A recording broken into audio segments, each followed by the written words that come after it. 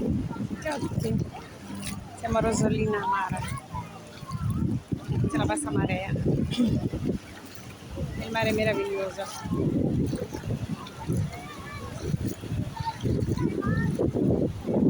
Mi aspettavo più pulito però è pulito lo stesso.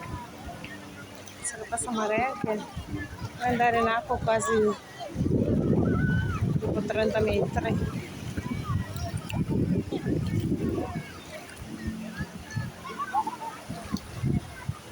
Guarda che belle onde. Sentite il rumore? Molto calmante.